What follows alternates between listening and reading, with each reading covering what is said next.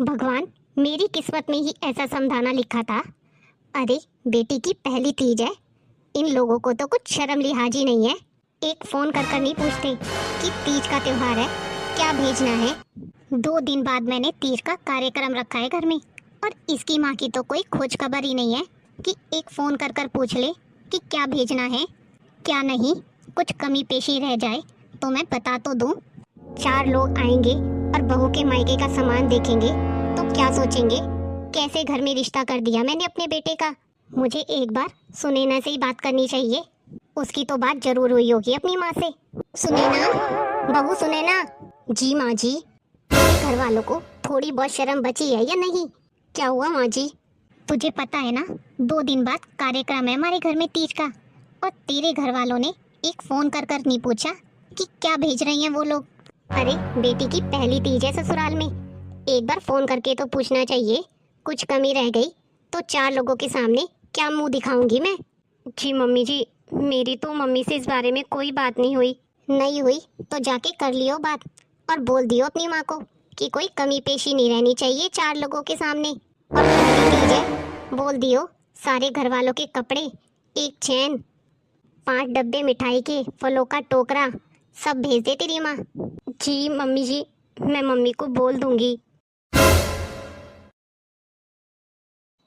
क्या करूं, एक बार मम्मी को फ़ोन ही कर देती हूँ। अगर कल तीज के कार्यक्रम में थोड़ी बहुत भी कमी रह गई ना, तो मम्मी जी मुझे बहुत सुनाएंगी।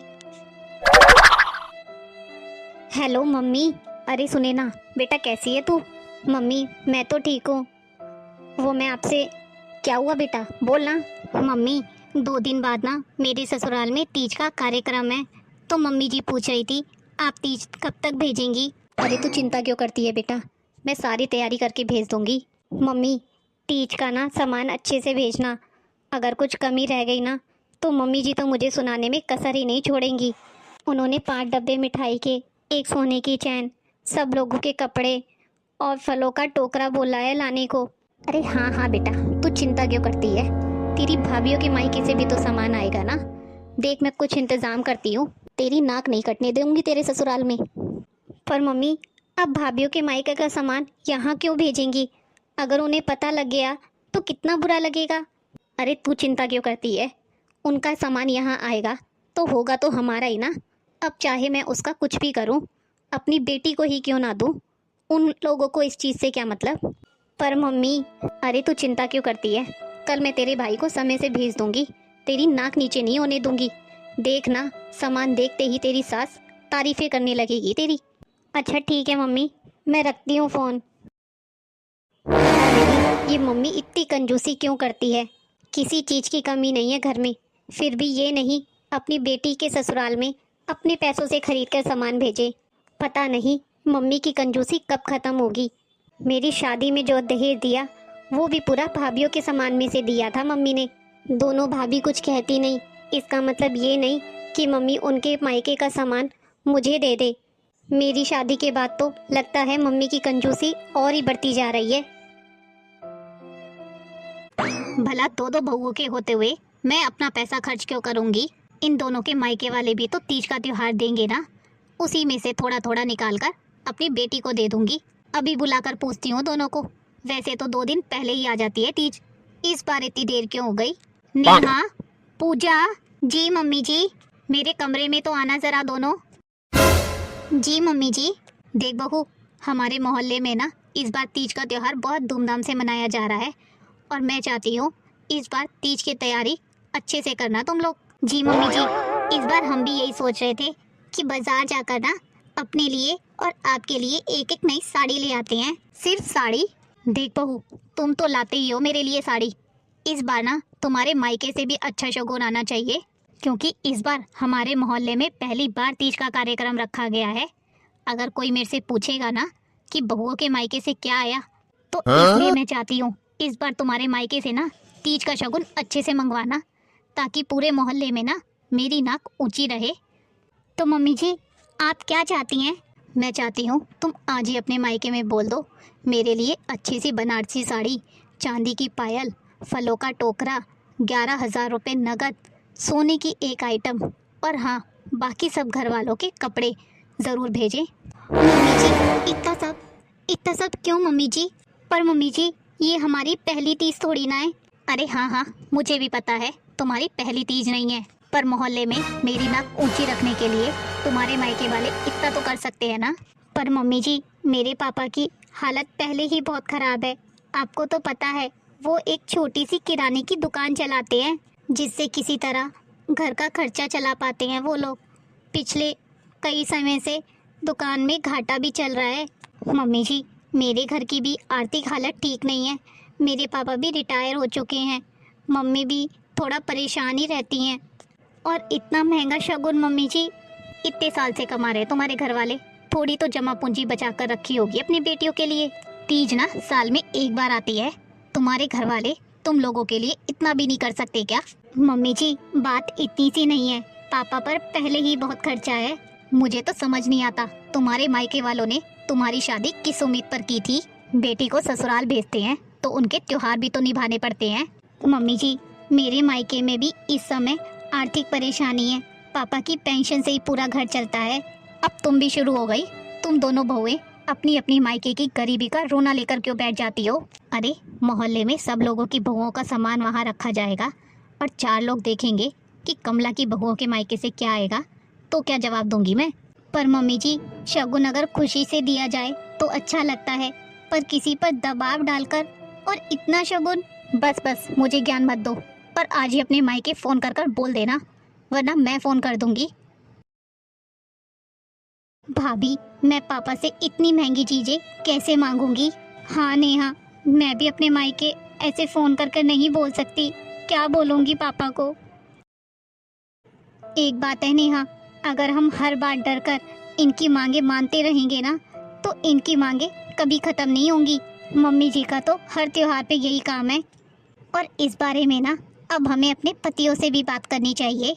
हाँ भाभी आप सही कह रही हैं, ये हमारी पहली तीज थोड़ी ना है जो इतना सारा शगुन भेजे। मम्मी जी का तो हर बार का ही हो गया है। एक बार इनको भी बात बतानी चाहिए, शायद मेरी समस्या का हल निकल जाए। सुनिए जी। क्या हुआ पूजा, तुम इतनी दुखी क्यों हो? जी दुखी मैं इस बात से हूँ, मम्मी जी ने हुक्म दे दिया है कि इस बार मायके से अच्छा और महंगा शगुन मंगवाएं हम लोग। अब आप ही बताइए मेरे पापा इतना महंगा सामान कैसे दे पाएंगे? उनकी आर्थिक हालत तो आपको पता ही है ना, उनकी दुकान भी सही से नहीं चलती है। पूजा, माँ के स्वभाव को तुम अच्छी तरह से जानती हो।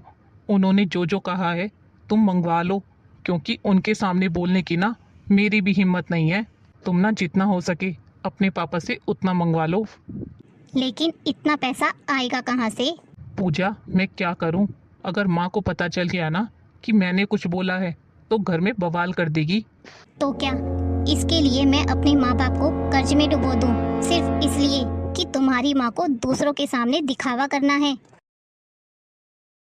हे भगवान आप ही कोई रास्ता दिखाइए, क्या करूँ अब मैं? नेहा, नेहा, अरे तुम यहाँ बैठी हो और मैंने तुम्हें पूरे घर में ढूंढ लिया। क्या हुआ नेहा, तुम्हारा चेहरा इतना उतरा हुआ क्यों है? इस बार मम्मी जी ने ना पापा से 11,000 रुपये और इतना सारा सामान मंगवाने को कहा है तीज पे। आप तो जानते हो ना पापा की हालत पहले ही ठीक नहीं है। मैं जानता हूँ नेहा, पर तुम तो जानती हो ना मेरी माँ किसी की बात कहाँ सुनती है। तो क्या मैं अपने मायके वालों को कर्ज में डुबो दूँ? पापा अगर कर्ज लेकर भी शगुन भेजेंगे ना तो महीने तक उसका बोझ उठाएंगे। अगर आज मेरी जगह तुम्हारी बहन होती तो उसके ससुराल वाले ऐसा दबाव डालते तो भी क्या तुम चुप रहते? पूजा और नेहा दोनों ही अपने अपने पति से बात करती हैं, लेकिन उनकी समस्या का कोई हल नहीं निकलता और हार कर वो अपने मायके फ़ोन कर देती हैं और तीज का पूरा शगुन जो उनकी सास ने बोला था मंगवा लेती हैं। हाँ सुनैना बेटी बोल, क्या हुआ? मम्मी कल मेरे ससुराल में तीज का कार्यक्रम है और मेरी सास ने सख्त बोला है अगर मेरे मायके से अच्छा खासा शगुन नहीं आया ना तो वो तो पता नहीं मुझे पूरी जिंदगी सुनाती रहेंगी। अरे तू चिंता क्यों करती है बेटा, तेरी माँ अभी जिंदा है, तेरी इज्जत पर आँच नहीं आने देगी। लेकिन मम्मी मुझे तो समझ ही नहीं आ रहा इतना सब कैसे करोगी आप? अरे तू चिंता क्यों करती है, इस बार तेरी दोनों भाभीयों के मायके से इतना सामान आने वाला है ना। कि मुझे कुछ खरीदने की जरूरत नहीं पड़ेगी। जो कुछ तेरी भाभीयों के मायके से आएगा ना, उसमें से अच्छा अच्छा सामान मैं तेरे ससुराल भेज दूंगी। लेकिन मम्मी, मुझे तो बिल्कुल अच्छा नहीं लग रहा। वो भाभीयों के मायके से आएगा और आप, अरे आएगा तो इस घर में ना, और इस घर की हर चीज पर मेरा अधिकार है। मैं बस इतना कहूंगी कि मैंने अपनी बेटी को तीज का शगुन दिया है। कौन पूछेगा कहाँ से आया, और तेरी दोनों भाभीयों को पता नहीं चलेगा। और पता चल भी गया ना तो मैं संभाल लूंगी। तू क्यों चिंता करती है? तू तो देखना, इस बार तेरी सास की आंखें चकाचौंध ना हो जाए। इस बार सबकी नजरें तुझ पर होगी। मतलब मम्मी जी हमारे मायके से आया सामान अपनी बेटी के ससुराल भेजेंगी, और सबसे बड़ी बात, वो इसे अपनी शान बताएंगी। मेरे पापा अपनी सारी ज़रूरतें रोककर ये सामान भेज रहे हैं, पर उन्हें क्या पता ये मेरे पास रहने के बजाय किसी और के घर चला जाएगा, वहाँ की शान बनेगा। भाभी, अब तो मैं बिल्कुल चुप नहीं बैठने वाली। नहीं नेहा, शांत हो जाओ। हमें अभी कुछ नहीं कहना चाहिए। पहले देखते हैं मम्मी जी आखिर क्या करती हैं। चलो अभी यहाँ से चलते हैं और देखते हैं मम्मी जी हमारे मायके के शगुन का आखिर क्या करती हैं और कितना सामान दीदी के ससुराल भेजती हैं। तब हम बात करेंगे मम्मी जी से। थोड़ी देर बाद ही पूजा और नेहा के मायके से शगुन आ जाता है, जिसे कमला जी अपने कमरे में रखवा देती हैं। और थोड़ी देर बाद ही दोनों बहुओं को आवाज़ लगाती हैं। ये फ़ायदा है दो दो बहुओं की सास होने का। पैसा भी नहीं लगा और सामान भी आ गया। अब इसमें से अच्छा अच्छा सामान ना लेकर अपनी बेटी को भेज देती हूँ। इनकी पैकिंग दोबारा से कर देती हूँ ताकि किसी को पता नहीं चलेगा। और जो सामान मैंने अपने पास से निकाला है, नेहा और पूजा को बोल देती हूँ ताकि उन्हें कोई शक ना हो। नेहा, पूजा, अच्छा हुआ तुम दोनों आ गई।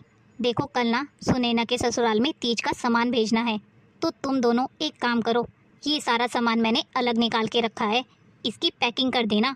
पर मम्मी जी, ये सामान तो मुझे वही लग रहा है जो हमारे मायके से आया है। अरे तो क्या हुआ, तुम्हारे मायके से आया है? शादी के बाद तुम्हारे मायके वाले जो भी भेजते हैं ना, वो सिर्फ तुम्हारा नहीं होता, इस घर की भी इज्जत होती है। पर मम्मी जी, ये सब सामान तो हमारी ज़रूरत के लिए मम्मी पापा ने भेजा है। हाँ मम्मी जी, ये हमारे मम्मी पापा ने हमारे लिए भेजा है। बहुत सवाल करने लगी हो तुम दोनों। मैंने ना सामान की आधी पैकिंग कर ली है और ये भी तय कर लिया है कि सुनैना के ससुराल क्या जाएगा। अब ना कोई मुझसे बहस मत करना। अब मैं मम्मी जी की मनमर्जी नहीं चलने दूंगी। मैंने ना अब ठान लिया है, मैं अपने मायके की मेहनत की कमाई को ना यूं बर्बाद नहीं होने दूंगी भाभी। मैं अभी जाकर माँ जी से बात करूंगी और ये सारा सामान दीदी के ससुराल नहीं जाने दूंगी। माँ जी को अगर दीदी के ससुराल तीज भेजनी है ना, तो अपने पैसों से खरीद कर भेजें। मुझे लगा था माँ जी अपनी नाक बचाने के लिए मोहल्ले में ये सामान दिखाने वाली है, पर माँ जी ने तो बहुत बड़ा खेल खेला हमारे साथ। उन्हें ये सामान मोहल्ले में नाक ऊंची करने के लिए नहीं, बल्कि अपनी बेटी के ससुराल भेजने के लिए, वहाँ नाक ऊंची रखने के लिए मंगवाया गया था ये सामान। पर अब नहीं, अब तो पानी सर से ऊपर उठ चुका है। हमारे माँ बाप ने पता नहीं कहाँ से लेकर और ये सामान भेजा है। अब तो मम्मी जी से बात करनी ही पड़ेगी इस बारे में। हाँ नेहा, तुम सही कह रही हो, हमें मम्मी जी से बात करनी ही चाहिए। चलिए भाभी, मम्मी जी से बात कर ही लेते हैं।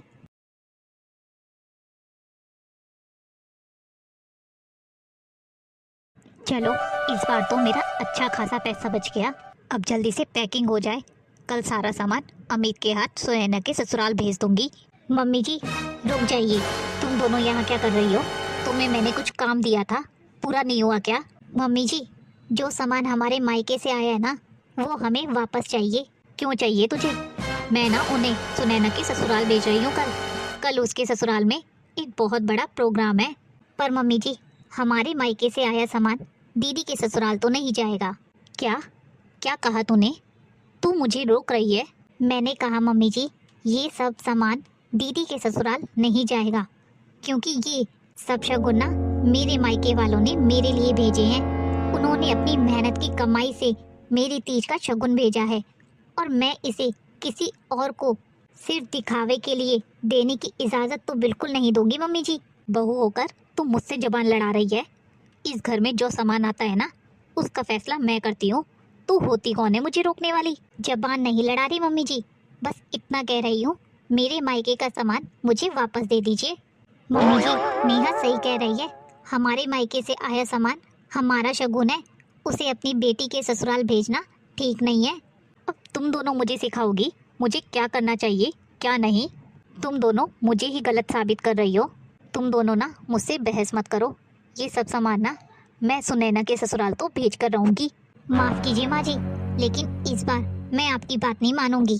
तुम्हें पता भी है तुम किससे बात कर रही हो? हाँ माँ जी, मुझे पता है, मैं अपनी सास से ही बात कर रही हूँ, और उसी सास से जो मेरे मायके से आए हर सामान को अपना अधिकार समझती है। मैं तुम्हारी सास हूँ, इस घर की बड़ी हूँ।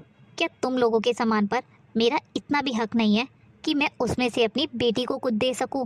मम्मी जी, हक तो पूरा है आपका, बेटी को देना है ना तो अपने पैसों से दीजिए, मेरे पिता की मेहनत की कमाई से नहीं। आपको याद है ना, मेरी शादी के समय पापा ने कितने कर्ज लिए थे, उन्होंने अपनी ज़रूरतें रोककर मेरी शादी की थी। आपने तब भी कहा था कि समाज में नाक ऊंची रखनी है तो थोड़ा तो आप लोगों को करना ही पड़ेगा, दहेज तो देना ही पड़ेगा। मेरे पापा ने ना मम्मी जी आपकी हर मांग पूरी की, कभी गहने, कभी फर्नीचर, कभी महंगे कपड़े, सिर्फ इसलिए कि मेरी शादीशुदा ज़िंदगी में कोई कमी ना रह जाए और बस आप खुश रहें। लेकिन मम्मी जी, आपने कभी ये नहीं सोचा कि उन चीज़ों के लिए मेरे पिता ने क्या क्या खोया है। आज भी तीज पर आप फिर मायके से महंगा शगुन मांगती हैं, और जो चीज़ प्यार से भेजी जाती है उसे अपनी बेटी के ससुराल में अपनी इज्जत दिखाने के लिए भेजना चाहती हैं। बस करो, बहुत भाषण हो गए हैं तुम्हारे। नहीं मम्मी जी, आज हमें बोलने दीजिए, बहुत साल से हम दोनों चुप थी, कुछ नहीं बोले आपको। सही कह रही हैं भाभी, मम्मी जी ने हमारी चुप्पी का ही ये सब फ़ायदा उठाया है। आपको पता भी है ये सब मेरे पापा ने मुझे दिया है, उनकी मेहनत, उनका प्यार, उनकी उम्मीदें जुड़ी हैं इससे। मैं किसी को नहीं दूंगी ये सब। तुम दोनों के मना करने के बावजूद भी अगर ये सामान फिर भी मैं अपनी बेटी के घर भेजूँ तो? नहीं मम्मी जी, हम अपने सामान को किसी और के घर की शान नहीं बनने देंगे, क्योंकि मेरे पिता की मेहनत पर आपका अधिकार नहीं चल सकता। आज के बाद ना मम्मी जी, मेरे मायके से आया कोई भी शगुन आपकी बेटी के ससुराल नहीं जाएगा। अगर उन्हें कुछ देना है ना तो अपने सामर्थ्य से दीजिए, मेरे पिता को फिर से किसी मांग के बोझ तले मत दबाइएगा। बहुत हो गया नेहा, इतनी सी बात पर तुम घर का माहौल ख़राब कर रही हो। आखिर मैं तुम्हारी सास हूँ। मम्मी जी, मैं आपकी इज्जत करती हूँ, इसलिए इतने दिनों तक कुछ नहीं बोली, लेकिन इज्जत का मतलब ये नहीं कि मैं हर गलत बात चुपचाप सहती रहूँ। आज ना एक बात मैं साफ साफ कहना चाहती हूँ, अब से मेरे मायके से जो भी सामान आएगा वो मेरी मर्जी के बिना किसी दूसरे के घर नहीं जाएगा। तू मुझे आदेश दे रही है? नहीं मम्मी जी, मैं आपको आदेश नहीं दे रही, बस अपनी सीमा बता रही हूँ। हाँ मम्मी जी, और यही बात ना मेरे मायके के सामान पर भी लागू होगी। अब तुम दोनों बताओगी कि मुझे क्या करना चाहिए क्या नहीं। मम्मी जी, हम बस इतना कहना चाहते हैं कि हमारे मायके वालों को बार बार अपनी हैसियत साबित करने के लिए मजबूर ना किया जाए। पर तीज त्योहार पर किसी के मायके से कुछ लेना कोई अपराध तो नहीं है। प्यार से दिया गया शगुन अपराध नहीं है मम्मी जी, लेकिन मांग कर लेना और फिर उसे अपनी बेटी के ससुराल अपनी इज्जत दिखाने के लिए भेज देना वो गलत है। मेरे पापा ने ना मेरी शादी के समय आपकी सारी मांगें पूरी की, उन्होंने अपनी ज़रूरतें काट दी, कर्ज लिया, लेकिन कभी शिकायत नहीं की। मैं उनकी उस मजबूरी का फ़ायदा अब किसी को नहीं उठाने दूंगी। तो अब तुम मेरे खिलाफ हो गई हो? नहीं मम्मी जी, मैं गलत के खिलाफ हूँ। आज के बाद ना मम्मी जी, मेरे मायके से जो कुछ भी आएगा ना तो पहले मेरी अनुमति होगी, मेरी चीज़ मेरी मर्जी के बिना किसी को नहीं दी जाएगी। और अगर मुझे फिर भी दहेज या महंगे शगुन के लिए दबाव में लाने की कोशिश हुई ना तो मम्मी जी मैं चुप नहीं बैठूंगी। सही कह रही है नेहा, आज नेहा तुमने सिर्फ अपने लिए नहीं उन सभी बेटियों के लिए आवाज़ उठाई है जिनके माता पिता त्योहारों और मांगों के बोझ तले दबे जाते हैं। हमने ना बहुत सह लिया माँ जी, अब आगे से अत्याचार सहने के लिए तैयार नहीं है हम। रिश्ते प्यार और सम्मान से चलते हैं, मांग और डर से नहीं। शायद तुम सही कह रही हो, मैंने तो अपनी बेटी की इज्जत के नाम पर अपनी बहुओं के माता पिता को ही परेशान कर दिया। मैं अपनी बेटी के ससुराल में अपनी इज्जत दिखाना चाहती थी, लेकिन अपनी बहुओं की नज़रों में ही गिर गई। मैंने हमेशा सोचा कि बहुओं के मायके से जितना ज़्यादा सम्मान आएगा उतनी ही मेरी इज्जत बढ़ेगी, लेकिन मैं भूल गई उस सम्मान के पीछे ना किसी माँ बाप की कितनी मेहनत और मजबूरी छिपी होती है। माँ जी, हमें सामान देने वाले हमारे माता पिता हैं। उनके पास जितना था उन्होंने खुशी से दे दिया। हमें बस इतना चाहिए था कि आप उनके प्यार का सम्मान करती रहें। नेहा, पूजा, तुम दोनों मुझे माफ़ कर दो। माँ जी, हमारा मकसद आपको दुख पहुँचाना नहीं था। मैं बस अपने पापा को और किसी माँ के बोझ तले दबते नहीं देख सकती। अब तुम्हारे पापा को मेरी तरफ से कोई मांग नहीं होगी। तीज हो या कोई और त्यौहार, अब मैं तुम दोनों के मायके से कुछ नहीं मांगूंगी, क्योंकि मुझे आज समझ आया कि घर की इज्जत बहुओं के मायके से आए सोने से नहीं, बहुओं की आंखों में अपने लिए सम्मान से बनती है।